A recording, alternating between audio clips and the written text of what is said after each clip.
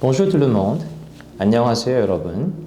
Je suis Choi Jong-woo, professeur de coréen à l'ISMAC. Aujourd'hui, je voudrais parler des particules de lieu en coréen. En fait, la particule de lieu principale, c'est 에서.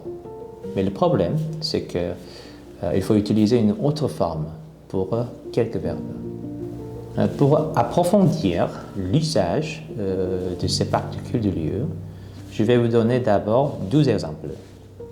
Comment on dit « j'étudie à l'école » et « je vais à l'école » en coréen? Ici en français, il n'y a qu'une seule différence entre ces deux phrases.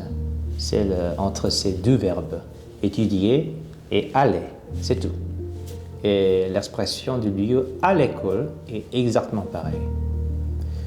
Mais en coréen, il faut utiliser les différentes expressions pour ces deux cas, pour la même expression de lieu à l'école. Pourquoi? Parce que les verbes sont différents. Travailler est juste un verbe d'action, mais aller, c'est un verbe de mouvement ou de déplacement. Pour le verbe d'action, on utilise toujours la particule de lieu principale, c'est-à-dire 에서. Donc, j'étudie à l'école, c'est 저는 학교에서 공부해요.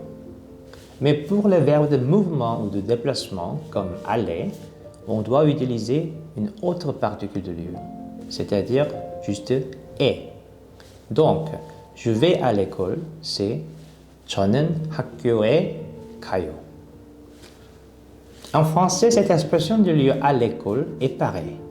Mais pour dire à l'école en coréen, d'un côté, on doit utiliser 학교에서 avec les verbes d'action comme étudier ou faire, etc.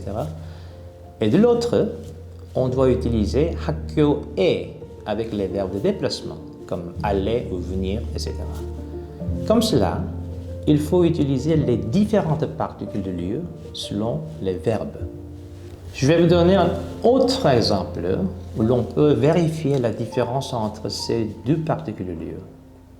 Je travaille chez moi et je rentre chez moi.